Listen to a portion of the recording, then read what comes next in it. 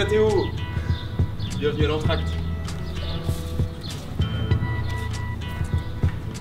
Je m'appelle Nathanaël Sterenberg et je suis animateur socioculturel à l'Entracte, qui est le centre de jour de l'association Argos. Aujourd'hui, c'est une maison, presque une maison de quartier pour personnes toxicodépendantes qui vit, où les gens expérimentent la relation humaine, avec un cadre assez souple, pas de violence physique, pas de violence verbale, et de venir dans un état qui respecte les autres et sa propre dignité.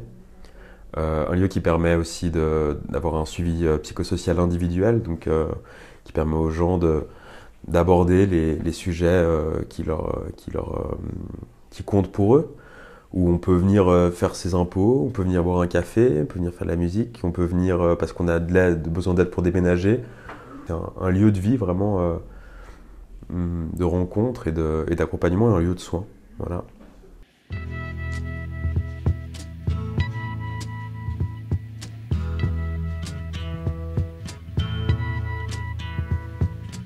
L'Entracte, ça fait 40 ans que ça existe, et ils ont décidé d'ouvrir un poste d'animation socioculturelle il y a 4 ans, où j'ai eu la chance d'être engagé du coup. J'ai été engagé au début, les axes principaux du travail, c'était quand même des accompagnements individuels sous forme de référence. Et donc en tant qu'animateur socioculturel, je ne savais pas quelle place prendre avec ça. Donc au départ, j'ai commencé à faire des propositions de sortie, proposer à des gens de faire des accompagnements de taekwondo, d'arts martiaux, d'art ou de plein de choses. Et j'ai eu des longues heures d'attente sous la pluie, seul. J'avais la sensation que j'étais là pour mettre en mouvement les bénéficiaires du lieu. Que c'était ma responsabilité qu'ils aient des activités. C'était une collègue ou un collègue, je sais plus, qui voulait que j'aille faire du frisbee avec son référé. Et j'allais régulièrement avec lui, et je faisais des accompagnements extérieurs au parc avec ce but-là, qui lui faisait d'ailleurs du bien, mais tout d'un coup j'avais l'impression d'être un moniteur de Club Med, quoi. Simplement, mais fais-le courir, fais-lui du bien, sors-le. Et c'est vrai que tout d'un coup je me sentais comme ça, vraiment dans un truc de hiérarchie en fait, où genre c'était mon devoir de distraire les référés de mes collègues. J'ai eu cette impression-là, c'est pas du tout eux qui c'est pas de leur faute, mais moi j'avais vraiment cette impression-là d'être au service des références, des individus, et que mon devoir c'était de les faire se mettre en mouvement. Voilà. Et donc c'est vrai que je savais pas quelle était ma place. J'ai dû me questionner sur qu'est-ce que c'est l'animation socioculturelle, et puis comment ça peut s'appliquer dans un centre de jour pour des adultes toxicodépendants.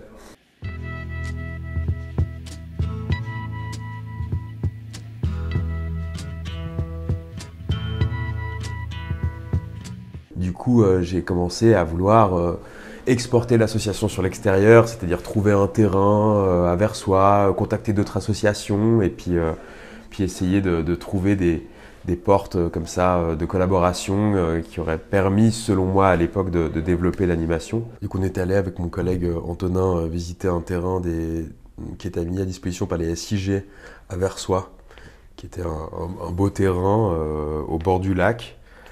Et donc on a pris le Céva, on allait là-bas et tout ça, et puis le terrain était pas mal, mais tout d'un coup, en prenant ce Céva, j'ai eu un déclic. Je me suis dit, mais en fait, nous, on est au centre de la ville. L'Entracte est au centre dans les nouveaux centres de la ville, puisque les eaux vives, avec le Céva, sont devenus un deuxième centre névralgique de la cité. Et donc, en étant à Versoix, je me suis dit, mais on doit assumer notre rôle au centre de cette ville, et jouer plutôt sur l'aspect de la citoyenneté, en fait. Et donc voilà, c'est dans ce trajet-là où je me suis dit, on va se perdre, aller sur l'extérieur, il faut travailler dans le cadre des murs sur qu'est-ce qui nous rassemble, les participants et moi-même, et c'est les murs de notre centre d'accueil de jour, les murs de l'Entracte. Et donc voilà, c'était ça le déclic dans ce terrain-là, à Versoix, avec mon collègue et ce monsieur des SIG qui avait plein de bonne volonté, mais putain, mais moi, voilà, c'est pas ça mon travail, quoi.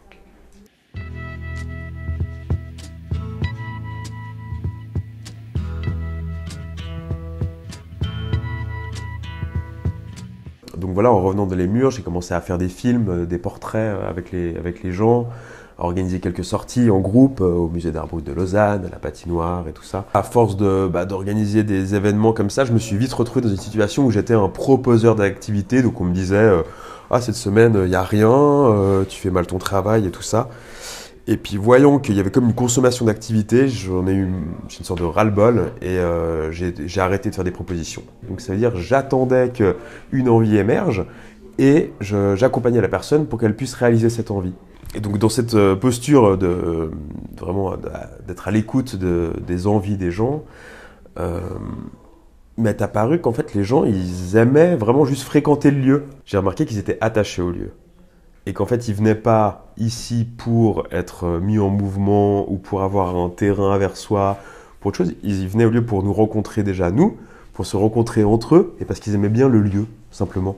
Voilà, j'ai juste remarqué qu'ils étaient attachés au bâtiment, à l'histoire du bâtiment, à l'histoire de l'association. C'est ce qui fait que moi, je les rencontre, et c'est ce qui fait qu'ils se rencontrent eux. C'est la seule raison, c'est les 4 murs. Ils partent de chez eux, ils font du Lignon, ils prennent le bus, ils viennent ici.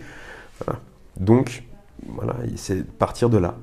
Du coup, au lieu de proposer des activités ou d'être à la recherche d'activités extérieures, un travail, c'était d'aménager le lieu, donc de pouvoir mettre à disposition un piano, des ateliers, des instruments de musique, des plantes. Et donc la personne, dès qu'elle entre, même si elle vient juste boire un café, autour d'elle, il y a une multitude d'objets qui vont l'inviter par leur simple présence à pouvoir apprendre la guitare, apprendre du piano, ou je ne sais quoi, ou des boutures de plantes en tout genre.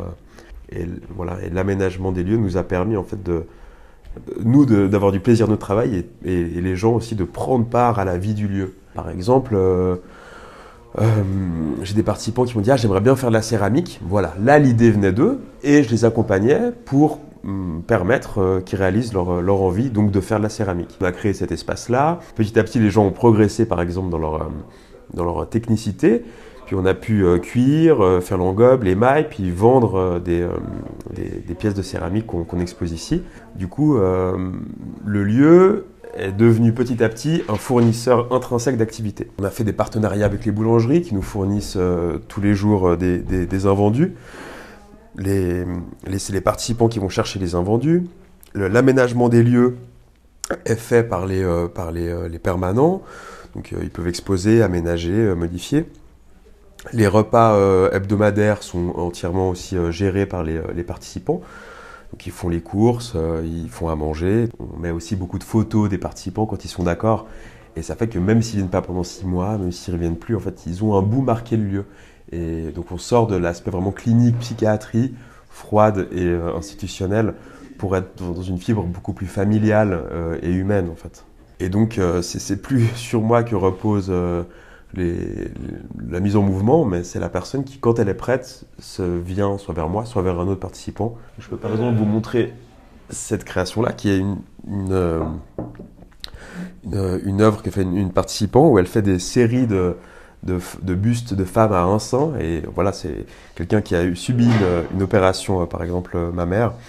Et donc elle en a fait 10, 15, 20, et maintenant elle est passée à autre chose et elle fait d'autres créations. Et maintenant je sers juste à prendre contact pour avoir les billets, faire la comptabilité pour qu'ils puissent accéder à leur sortie, aller contacter les boulangeries pour que ça dure, que ce soit pérenne, aménager les lieux. Et maintenant ça fait plus de sens que je fasse sur l'extérieur. Mais on part du centre, du lieu, pour s'ouvrir petit à petit au monde et pas voilà, aller conquérir la ville tout seul avec son petit drapeau, quoi. Petite visite, donc c'est un mandala participatif, ils sont une dizaine à avoir œuvré dessus. Les œuvres qui sont exposées au fur et à mesure, ou plus temporaires. Et voilà le centre d'accueil avec mes collègues. Par exemple, juste un petit détail, notre cendrier c'est fait par un participant qui fait la construction métallique. Ça c'est le nôtre. Mais celui-là est à vendre et on cherche encore un acheteur. Donc voilà, c'est du laiton, c'est bien fait, c'est fait main, c'est solidaire, c'est prix de soutien, 200, 300 balles. J'attends beaucoup de téléphones. Et la vitrine, voilà, qui change au fur et à mesure. toujours le miel de l'entracte et les créations individuelles des participants.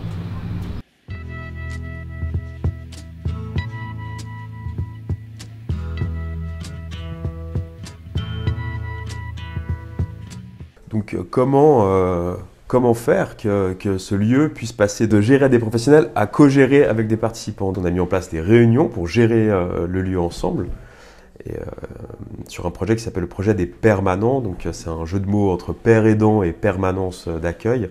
Et du coup, on a une réunion par semaine pour gérer le lieu, une réunion de gestion. Les réunions de permanents donc, du lundi, donc en gouvernance partagée avec le système holacratique, fonctionnent assez simplement. On se retrouve, parfois on est 4, parfois on est 7, 8. Et donc on fait un tour météo, donc chacun dit comment il se sent dans l'état. Ensuite, je fais un retour sur notre colloque de professionnels pour faire une transmission d'informations. Ensuite, on fait les tâches de la semaine, donc par exemple qui va à la récup tel jour et qui fait à manger. Et après, c'est un ordre du jour. Chacun amène le nom de son point. Et une fois qu'on a listé l'ordre du jour, on va traiter les points. Soit c'est de mon ressort de répondre pour les questions de budget et tout ça, soit on fait des tours d'avis où chacun exprime son avis là-dessus. Par exemple, là, la dernière discussion, c'était est-ce qu'on fait de la bière avec le pain de récup? Donc on a une discussion là-dessus, ou bien est-ce que quand ils font leur sortie entre eux, ils peuvent boire de l'alcool? Moi, moi, je les accompagne pas, du coup, c'est moi qui ai amené ce point-là. J'aurais demandé, mais alors comment vous faites pour la consommation? Et ils m'ont dit, ah ben nous, on s'est mis d'accord, s'il y a quelqu'un pour qui ça pose problème, on consomme pas.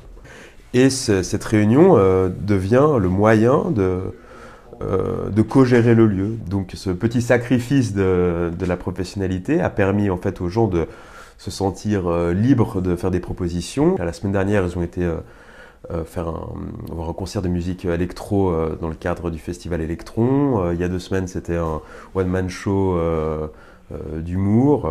Moi, j'ai pris une place qui est secondaire, mais aussi un peu centrale, qui est de levier, vraiment de permettre aux gens de pouvoir aboutir à leurs projets, à leurs envies.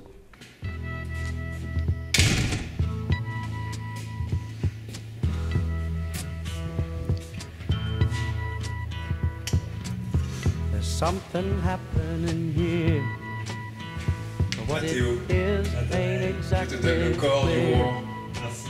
Grand pas. There's Prends a soin. man with a gun over there telling me I got to beware. Les débiles. Ces 4 années d'animation m'ont permis de mieux comprendre l'animation socioculturelle et d'aimer ce travail plus que j'aurais jamais pensé l'aimer, parce que pour moi c'est la voie du pouvoir d'agir, la voie de la cogestion, peut-être un jour de l'autogestion. Et donc pour moi c'est le travail social politique, le travail social large, politique, militant, et qui redonne foi dans l'homme, et avec un grand H, l'homme et la femme. Voilà. A field day for the heat. 1,000 people in the street, singing songs and a carrying signs. Mostly say who's there for our side. It's time we stop. Hey, what's that sound? Everybody look what's going down.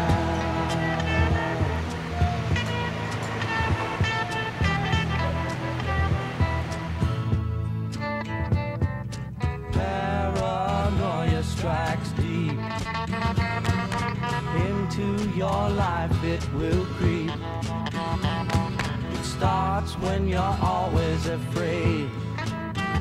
Step out of line, the man come and take you away. We better stop. Hey, what's that sound? Everybody look what's going on.